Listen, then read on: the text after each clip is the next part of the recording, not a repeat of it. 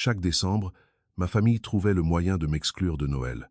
Cette année, au lieu d'attendre un appel qui ne venait jamais, j'ai acheté un chalet dans la forêt et j'ai posté les photos. Ce fut le plus beau cadeau de Noël que je me sois offert.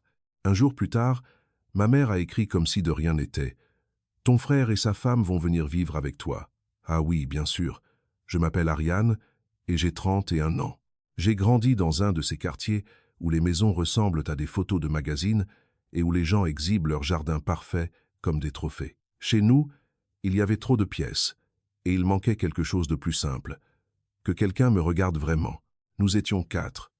Mes parents Philippe et Isabelle, mon frère aîné Benoît et moi. Mon père occupait un poste élevé dans une grande entreprise de technologie, toujours impeccable, toujours en train de parler de chiffres, de contrats, de résultats, comme si à table, il n'y avait pas une petite fille qui voulait raconter sa journée d'école. Ma mère avait fait de la télévision quand elle était jeune, puis s'était reconvertie dans l'organisation d'événements, de galas de bienfaisance, de dîners de collecte de fonds, et dans ce monde où tout le monde sourit même quand on ne se supporte pas. Benoît avait 4 ans de plus que moi, et, depuis que j'ai mémoire, il était la fierté de la famille. Ce n'était pas qu'il réussissait bien, c'était que tout ce qu'il faisait était célébré comme un événement historique. Sur les murs, il y avait des photos de lui partout, en tenue de sport, avec des récompenses, avec des médailles. Ses trophées brillaient dans des vitrines.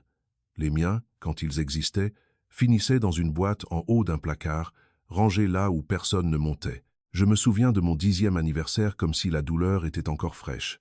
Je m'étais réveillé excité parce que, selon moi, passer à 2 chiffres était important. Je suis descendu en espérant au moins une carte, un câlin, des crêpes, n'importe quoi. Mes parents étaient dans la cuisine en train de discuter de la couleur de la tenue que Benoît porterait pour un tournoi. Ils n'ont même pas tourné la tête quand je suis entré. Je me suis assis à table et je me suis servi des céréales. J'ai attendu. Les heures ont passé. Ce jour-là, ils sont allés dans plusieurs magasins à la recherche de la tenue parfaite, comparant les marques comme s'il s'agissait d'une affaire sérieuse. Je suis resté à la maison devant la télévision, presque à 21 heures, déjà en pyjama. Ma mère a porté la main à sa bouche et a dit « Oh non, l'anniversaire d'Ariane ». Mon père a levé les yeux de son ordinateur et a lâché sans culpabilité. « La semaine prochaine, on t'achètera quelque chose de joli. » Oui, je te le promets. Cette semaine prochaine n'est jamais arrivée. À 12 ans, Benoît est entré dans l'équipe principale du lycée dès la première année. Mes parents ont organisé une fête, loué une tente, engagé un traiteur, invité la moitié de la ville. Cette même année, j'ai gagné la première place à la foire des sciences avec un projet de filtration de l'eau qui m'avait pris 3 mois. Je suis arrivé avec mon ruban bien préparé, le cœur dans la main. Ma mère l'a vu et a dit « C'est joli, ma chérie ». Puis elle est retournée à sa liste pour un événement qui n'était même pas le mien. C'était pour célébrer Benoît par anticipation. Mais les anniversaires et les succès scolaires n'étaient pas le pire. Noël, c'était autre chose. Une fois, à 14 ans, je me suis réveillé le 25 décembre et j'ai entendu des valises. Je suis descendu et j'ai vu mes parents charger la voiture. Benoît était déjà assis à l'avant, portant des vêtements neufs que je n'avais jamais vus. « Où allez-vous » ai-je demandé. « Nous partons sur la Côte d'Azur », a dit ma mère sans culpabilité. Benoît s'est tellement investi. Il mérite un vrai repos. Et j'ai demandé parce que j'avais encore de l'espoir. Mon père a soupiré comme si j'exagérais. « Ta grand-mère arrive dans 1 heure.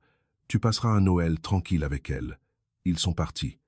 Je suis resté avec ma grand-mère, la seule personne de la famille qui semblait remarquer mon existence. Elle a fait des biscuits. Nous avons regardé de vieux films, et elle n'a pas mentionné Benoît une seule fois. Pour moi, c'était un cadeau. L'année suivante, j'avais 15 ans et, même si ça me gênait de l'admettre, j'ai pensé que être cette fois quelque chose changerait. Je suis descendu, et j'ai vu Benoît ouvrir cadeau après cadeau. Un nouvel ordinateur portable de ceux que tout le monde voulait, et qui coûtait facilement plus de 40 000 €, une veste en cuir, une montre, des billets pour un concert et d'autres choses. Le salon ressemblait à un magasin. Ma mère m'a donné une enveloppe.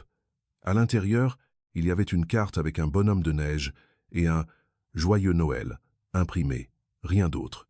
Ni un détail, ni un « J'ai pensé à toi », seulement du papier.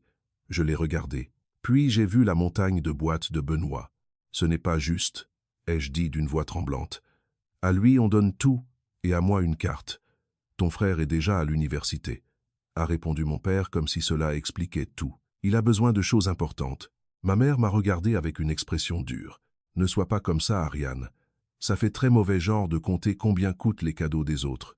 Je suis allé dans ma chambre et j'ai pleuré en silence pour ne déranger personne. Ce jour-là, ma grand-mère m'a appelé. Je lui ai tout raconté et elle m'a dit qu'elle était désolée. Je l'ai cru parce qu'elle était la seule à le dire vraiment. Avec les années, cela est devenu une habitude. Chaque Noël, Benoît recevait des cadeaux incroyables. Une voiture à 20 et 1 an, des voyages, des vêtements de marque, des appareils, des expériences. Et moi, je recevais une carte, parfois avec un message écrit à la main, mais ce n'était pas mieux. C'étaient des phrases qui sonnaient comme des reproches déguisés. Une fois, c'était « Tu devrais t'efforcer davantage ».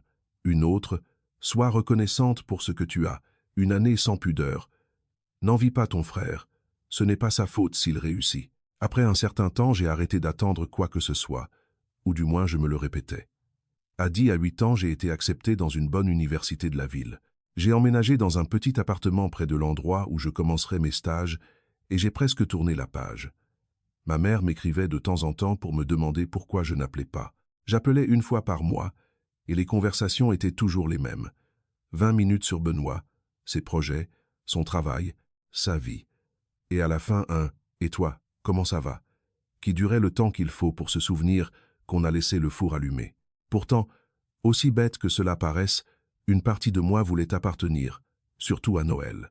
Je regrettais l'idée de Noël, pas la réalité. La première année où je ne vivais plus à la maison, j'ai appelé ma mère début décembre. Je pensais venir pour Noël. J'ai dit « Je termine tout mi-décembre. Je pourrais rester 1 semaine. » Il y a eu un long silence. « Écoute, Ariane, être vaut-il mieux que cette année tu restes où tu es ?» a-t-elle fini par dire. « La famille de la fiancée de ton frère va venir. Ce sera plein, plein. » J'ai répété. « La maison a plein de chambres. »« Oui, mais tu comprends, » a-t-elle dit sans le dire. « En plus, tu te sentirais de trop. » J'ai entendu. Pourquoi insister? Ce décembre-là, je suis allé voir ma grand-mère. Je ne suis pas passé par la maison de mes parents. Quelques jours plus tard, j'ai vu des photos sur les réseaux. Tout le monde souriant près du sapin, coupe levée, la description disant quelque chose comme « la famille complète réunie ». Je n'apparaissais sur aucune. Après cela, j'ai arrêté de demander et ils ont arrêté d'inviter. J'ai obtenu mon diplôme avec mention. 3 ans plus tard, j'ai trouvé un travail dans une agence de marketing de la ville et je me suis tué à la tâche.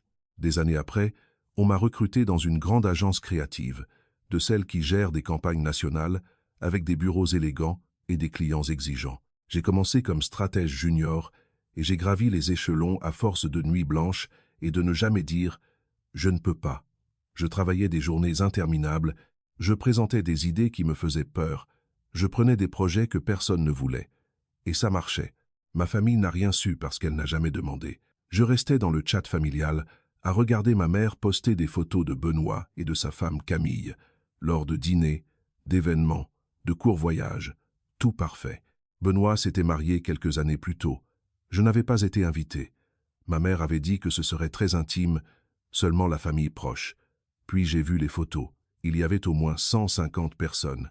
Le chat était toujours pareil. Ma mère vantant Benoît, mon père disant à quel point il était fier, Benoît répondant avec une modestie répétée. Je lisais et c'était tout. Pendant ce temps, les choses allaient bien pour moi. Et pas par chance. J'avais mérité chaque chose. À 31 ans, j'ai obtenu le plus grand projet de ma carrière. Une marque de sport voulait se repositionner auprès du public jeune, et on m'a donné le contrôle créatif total. 6 mois de travail. Constituer une équipe, rechercher, tester, ajuster. Quand nous avons lancé la campagne, les résultats ont été fous. Les ventes ont explosé. Au premier trimestre, elles ont augmenté de plus de 30%. Mon directeur m'a appelé dans son bureau et m'a dit que j'avais fait quelque chose d'exceptionnel. 2 semaines plus tard, j'ai reçu un bonus d'1,5 million d'euros. Je suis resté à regarder le chiffre sur l'application de la banque pendant 10 minutes. J'avais à la fois envie de rire et de pleurer. Je n'avais jamais eu autant d'argent d'un coup. Mon premier réflexe a été de le dire à quelqu'un, de le célébrer. Avec qui? Mes amis du travail se seraient réjouis. Oui, mais il y avait quelque chose en moi qui voulait encore que ma famille, je ne sais pas, me voie enfin. Et alors j'ai pensé au chat familial. Quelques jours plus tôt, mon père m'avait écrit sans tact. « Et toi, quand vas-tu accomplir quelque chose d'important ? Tu as 31 ans. Et il avait ajouté, Benoît, à ton âge, était déjà haut placé. J'avais voulu répondre que j'avais été promu plusieurs fois, que je dirigeais de grandes campagnes, que mon salaire était bien au-dessus de la moyenne. Mais je m'étais arrêté. Ils ne voulaient pas savoir. Ils voulaient seulement comparer. Je ne leur ai rien dit du bonus. Novembre est arrivé et le chat s'est activé avec les plans du repas de fin d'année. Ma mère partageait des recettes. Mon père parlait d'acheter du bon vin. Puis l'annonce. Benoît avait été promu dans sa banque.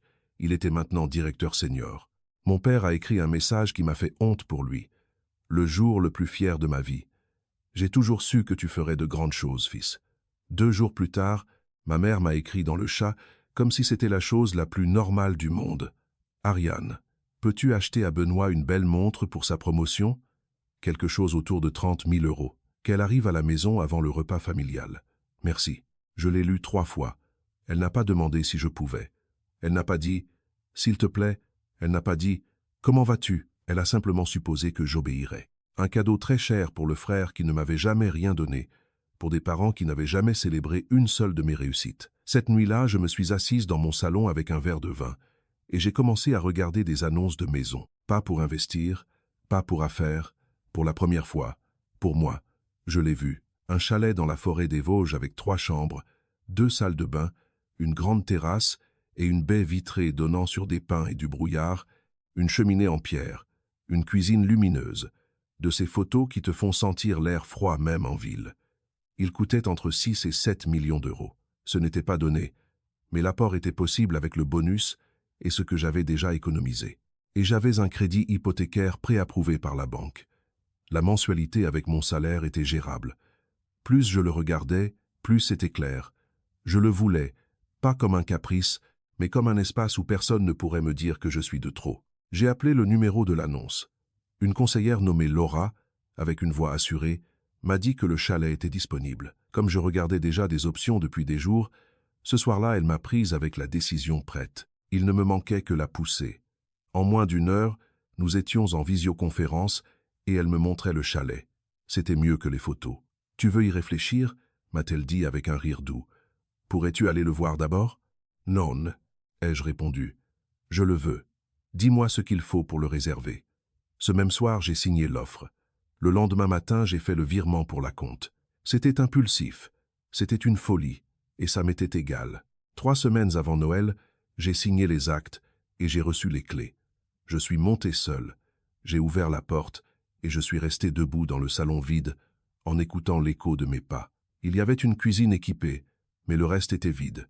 J'ai marché dans chaque pièce, j'ai touché les murs, je me suis penché à chaque fenêtre. « C'est à moi », ai-je dit à voix basse, comme si j'avais besoin de l'entendre. Les semaines suivantes, j'ai travaillé comme si je reconstruisais ma vie à zéro. Je n'ai pas tout rendu beau par magie. J'ai apporté des meubles de mon appartement. J'ai acheté plusieurs choses en ligne pour qu'elles arrivent directement dans les Vosges et j'ai engagé un artisan pour les détails les plus lourds. En semaine, j'avançais le soir et les week-ends, je restais là presque toute la journée. Le 20 et 1 décembre, ça ressemblait déjà à un foyer. Ce jour-là, j'ai pris des photos et je les ai postées sur Instagram. J'ai écrit une seule phrase. Je méritais ma propre maison, le plus beau cadeau de Noël. 1 heure plus tard, mon téléphone n'arrêtait pas. Message de ma mère, de mon père et de Benoît, tous demandant la même chose. Qu'est-ce que c'est? À qui appartient ce chalet? D'où sors-tu l'argent? Où est-ce? Je les ai lus avec un sourire et je n'ai pas répondu. 1 heure plus tard, ma mère a envoyé un dernier message. Dîner familial. 23 décembre, 19 heures. Cela ne se discute pas. J'ai pensé l'ignorer aussi, mais quelque chose en moi voulait voir leur visage. Je voulais le dire en face. Le 23, je suis parti avec du temps parce que je connaissais le trafic en ville. Et je suis arrivé à la maison où j'ai grandi. J'ai sonné. Mon père a ouvert et n'a même pas dit bonjour. Il m'a regardé sérieusement et m'a fait entrer au salon. Ma mère et Benoît étaient déjà là. Benoît les bras croisés, ma mère les yeux rouges, comme si elle avait pleuré. C'était sa ressource préférée. Pleurer pour que l'on se sente coupable. Je me suis assise en face d'eux et j'ai attendu. « À qui appartient ce chalet ?» a demandé mon père directement. J'ai souri. « À moi. » Ils sont restés silencieux. Je l'ai acheté avec le bonus qu'on m'a donné au travail. 1,5 million d'euros. Ma mère a ouvert la bouche vraiment surprise. « Ça ne peut pas être. »« Si, ça peut, ai-je dit. Ça arrive quand on travaille sérieusement et qu'on nous laisse vivre notre vie. Mais toi, tu es seulement, a-t-elle commencé. Si l'un de vous s'était intéressé à moi ces 10 dernières années, vous sauriez où je travaille, ai-je répondu. Je dirige de grandes campagnes. On m'a promu plusieurs fois. Ce bonus vient d'un projet qui a augmenté les ventes de plus de 30%. Mon père a cligné des yeux comme s'il avait du mal à le comprendre. Benoît ne disait rien. Il me regardait seulement avec ce mélange étrange d'incrédulité et de colère. Puis Benoît a parlé. « Enfin, tu aurais dû nous consulter avant d'acheter quelque chose comme ça. » J'ai ri. Pas par moquerie, mais parce que je n'y croyais pas. « Qu'est-ce qui te fait rire ?» a-t-il lâché agacé. « Que tu crois que j'ai besoin de permission ?» ai-je dit. « C'est mon argent. Nous sommes une famille, » a dit Benoît comme s'il récitait quelque chose appris. « Les grandes décisions se prennent ensemble. »« Ah, bien sûr, » ai-je répondu, « comme quand tu t'es marié et que tu ne m'as même pas invité, ou quand vous partez en voyage à Noël et que vous me laissez avec ma grand-mère, ou quand vous vous souvenez de moi seulement pour me demander des choses. » Ma mère est intervenue rapidement. « Cette attitude est justement le problème. Tu es devenue égoïste, Ariane.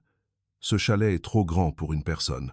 Le plus logique serait que nous célébrions Noël tous ensemble là-bas, comme il se doit. Qu'est-ce que la famille va dire si elle apprend que tu nous as exclus? Non, c'est simple. » Benoît s'est penché en avant, la voix plus dure. « Camille est enceinte, » a-t-il dit comme si c'était une carte gagnante. « Et dans notre appartement, nous n'avons plus de place. Nous avons rêvé d'un endroit comme ça. Ce serait parfait pour nous avec le bébé. » J'ai senti le coup dans la poitrine. « Qu'est-ce que tu dis ?» ai-je demandé lentement. « Que tu nous laisses rester là ?» a-t-il répondu comme si c'était raisonnable. « Seulement jusqu'à la naissance du bébé, et qu'on s'installe, environ 6 mois. Tu as 3 chambres. Tu n'as pas besoin de tant d'espace. » Ma mère a hoché la tête convaincue. « C'est le plus logique. Toi, tu es seul, et eux vont être une vraie famille. La famille s'entraide. » Je me suis levé. « Quand m'avez-vous aidé, vous ?» ai-je demandé. « Mon père s'est levé aussi. Nous t'avons élevé, » a-t-il dit avec cette voix froide de celui qui croit clore un marché. « Nous t'avons tout donné. Vous avez tout donné à Benoît, » ai-je répondu. « À moi, vous avez donné des cartes, et vous m'avez dit de ne pas être envieuse. » Ma mère a froncé les sourcils. « Ce n'est pas vrai. Nous vous avons traité pareil. » Je l'ai regardé sans ciller. « Vous avez oublié mon 10e anniversaire, » ai-je dit. « Vous êtes parti sur la Côte d'Azur à Noël avec lui, et vous m'avez laissé avec ma grand-mère. Vous lui avez donné une voiture, des voyages, des cadeaux chers. À moi, vous donniez des cartes. Vous ne m'avez pas invité à Noël pendant des années. Vous ne m'avez pas invité à son mariage. Vous ne m'avez même pas invité au repas familial de ce novembre. Ne me dis pas que c'était pareil. » Le silence est devenu lourd. Alors mon père a lâché ce qu'il voulait vraiment dire. « Si tu veux arranger ta relation avec cette famille, tu vas passer Noël dans ce chalet, et tu vas laisser ton frère et sa femme y rester gratuitement le temps dont ils ont besoin. » Je les ai regardés un par un. Ma mère avec son visage de victime, mon père avec sa fierté intacte. Benoît assis comme si le monde lui devait quelque chose. « Vous m'avez exclu il y a des années, » ai-je dit, sans trembler maintenant, seulement parce que maintenant ça vous arrange. Ma mère a tendu la main en feignant la tendresse. « Ariane, n'exagère pas. Nous sommes là, non? Nous essayons. Vous essayez de prendre mon chalet, » ai-je répondu. Je me suis dirigé vers la porte. « Ariane, » a crié mon père, « si tu sors, tu coupes avec ta famille. » Je me suis arrêté et je me suis retourné. « Vous avez coupé avec moi il y a longtemps, » ai-je dit. Seulement vous étiez trop occupé à applaudir Benoît pour le remarquer. Je suis sorti. Derrière eux continuaient à parler, à élever la voix, à dire la même chose qu'avant, que j'étais la méchante, que j'étais l'égoïste, que je brisais la famille. Je ne me suis pas arrêté. Cette nuit-là, mon téléphone a sonné sans arrêt. Message de mon père disant que j'étais irrationnel. Ma mère disant que je lui brisais le cœur. Benoît disant que je lui devais du soutien parce que c'est ainsi entre frères et sœurs. Je les ai bloqués tous les 3. Je suis sorti du chat familial, je suis resté dans le silence, et pour la première fois, ce silence ne m'a pas fait peur, il m'a apporté la paix. J'ai appelé mes amis et je les ai invités au chalet pour Noël. Puis j'ai appelé quelques cousins du côté de ma mère, ceux qui m'avaient toujours bien traité, ceux qui étaient vraiment proches. En 1 heure, j'avais plus de 10 confirmations. Le Noël a été parfait. Nous avons cuisiné ensemble, fait des jeux de société. Nous nous sommes assis devant la cheminée. Nous avons ri jusqu'à en avoir mal au ventre. J'ai pris des photos. Et pour la première fois, ce n'étaient pas des photos pour paraître, c'était des photos de gens qui voulaient vraiment être là. Ma mère a commenté une de mes publications, quelque chose de passif-agressif, de ces messages qui cherchent à bien paraître. Quel dommage de voir que tu oublies ta vraie famille. Tant de fierté, et c'est ainsi que tu paies. Je l'ai lu. J'ai lâché un petit rire et je n'ai pas répondu. Je n'allais plus me battre avec ce théâtre. Pour le nouvel an, j'ai fait un plan que je me devais depuis des années. Je suis allé chercher ma grand-mère. Elle avait 83 ans et restait une de ces personnes qui, d'un seul regard, te remettent le cœur en place. Elle a mis son manteau et n'a rien demandé jusqu'à ce que nous soyons sur la route. « Où allons-nous » a-t-elle dit. « À mon chalet. Je veux te le montrer. » Elle a souri. J'ai vu les photos. Il est magnifique. Le trajet, en partant tôt et sans trop de trafic de sortie, a duré environ 2 heures. À l'arrivée, elle a marché lentement dans chaque pièce, touchant les meubles, regardant les arbres par la fenêtre, comme si elle gravait le paysage dans sa mémoire. Quand elle a terminé, elle s'est assise dans le fauteuil et m'a tapoté la place à côté d'elle. « Tes parents m'ont appelé » a-t-elle dit. Je me suis tendu. « Ils voulaient que je te fasse entendre raison » a-t-elle continué. Je ne leur ai pas dit ça. Je leur ai dit qu'ils t'avaient ignoré toute ta vie et qu'ils te laissent tranquille maintenant. Je l'ai serré dans mes bras. Là, oui, j'ai pleuré, mais de soulagement. Je leur ai aussi dit que s'ils me dérangeaient encore avec leurs histoires, je leur raccrocherais moi-même au nez, a-t-elle conclu avec un calme qui m'a fait rire. Nous avons passé le nouvel an ensemble. Seulement elle et moi avons bien dîné. Nous avons regardé le programme de fin d'année à la télévision et elle m'a raconté des histoires de quand elle était jeune. Ce fut le meilleur nouvel an dont je me souvienne. En janvier, je suis retourné au travail et à la routine. Mon appartement en ville était pratique, mais chaque week-end, je m'échappais au chalet. C'est devenu mon refuge, l'endroit où je respirais, sans attendre que quelqu'un m'applaudisse ou me punisse. 3 semaines après janvier, mon assistante a frappé à la porte de mon bureau avec un visage nerveux. « Ariane, tes parents sont en bas » a-t-elle dit. « Ils demandent après toi. » J'ai senti l'estomac tomber. Je lui ai dit que j'étais en réunion. Ils ont dit qu'ils attendraient. Dans l'immeuble, on ne leur a pas donné accès aux étages sans rendez-vous, donc ils sont restés au rez-de-chaussée à insister. J'aurais pu demander à la sécurité de les faire sortir, mais cela aurait fait un scandale. Dis-leur que je les vois au café d'en face dans 10 minutes, ai-je dit. Je suis arrivé, et ils étaient là, assis à une table d'angle, comme s'ils étaient les propriétaires des lieux. « Ça suffit », a dit mon père comme s'il venait mettre de l'ordre. « Nous avons tous exagéré. Il est temps de tourner la page et de nous réconcilier. » « Tourner la page » ai-je répété. « Oui » a dit ma mère. « Nous sommes une famille. Les familles se disputent et ensuite se réconcilient. Ne rendons pas cela plus grand. » Je les ai regardés avec une patience froide. « Vous ne vous êtes pas disputé avec moi, ai-je dit. Vous m'avez effacé. Vous m'avez ignoré pendant des années, et maintenant vous êtes là parce que vous voulez quelque chose. » Ma mère s'est ajustée sur la chaise inconfortable. « C'est que ce chalet est très grand pour quelqu'un qui vit seul, » a-t-elle dit. « Voilà, exactement. Et Benoît et Camille ont besoin d'espace, » a ajouté mon père sans détour. « Avec le bébé et tout. Tu pourrais les laisser rester un temps. » Je suis resté à les regarder comme s'ils étaient des étrangers. « Vous êtes venu à mon travail pour me demander de vous prêter mon chalet. Ce n'est pas que tu le prêtes, » a répondu ma mère rapidement. « Seulement que tu les laisses y être. Tu l'utilises presque pas. Tu as ton appartement. Je l'utilise quand je veux, » ai-je dit. « Et même si je ne l'utilisais pas, il est à moi. Ton frère est en train d'économiser, » a dit mon père. « Frais médicaux, meubles, tout coûte cher. Mon frère a un bon travail, » ai-je dit. « Qu'il s'achète son propre chalet. » Mon père a froncé les sourcils. « Quel dramatique tu es. Nous venons arranger ça, et toi tu l'empires. » Je me suis levé. « Je ne veux rien arranger, » ai-je dit. « Vous avez eu 31 ans pour être mes parents. Vous ne l'avez pas été. Maintenant vous voulez revenir parce que j'ai quelque chose qui vous sert. » La réponse est non. Ma mère a ouvert la bouche pour insister.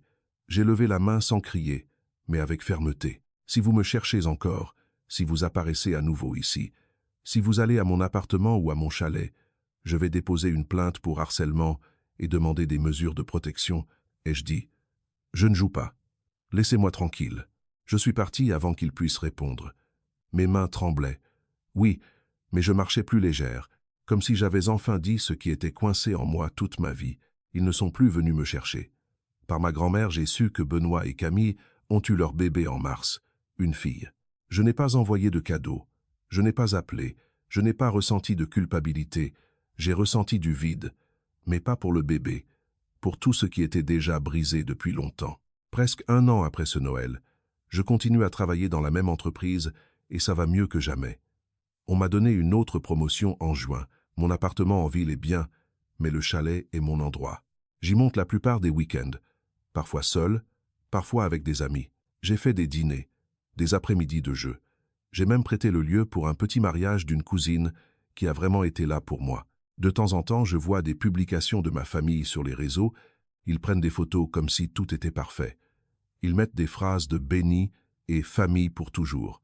Je n'apparais pas, et pour la première fois, cela ne me fait pas mal. Parfois, quelqu'un me demande si je regrette ma famille.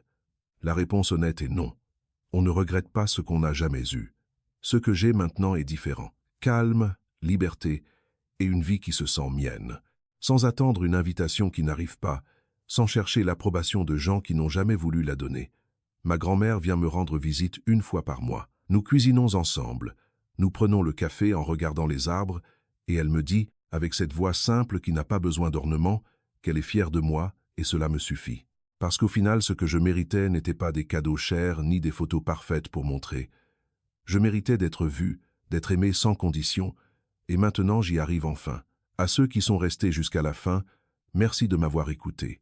Pendant des années, j'ai cru que la famille consistait à supporter, à me taire et à attendre qu'un jour on me regarde. Aujourd'hui, j'ai compris quelque chose de différent. L'affection ne se démontre pas avec de belles paroles, ni avec « c'est ainsi ». Elle se démontre par la présence, par le respect et par les actes. Et quand ces actes n'existent pas, poser une limite n'est pas trahir qui que ce soit, c'est se sauver soi-même. Si mon histoire vous laisse quelque chose, j'espère que c'est cela. Ne vous habituez pas à vivre en demandant des miettes d'affection, ne laissez pas la culpabilité décider pour vous. Parfois la paix arrive quand on ose dire « jusqu'ici » et qu'on commence à construire un foyer, même petit, où il y a vraiment de la place pour soi. Je vous envoie une accolade du cœur. Messieurs M.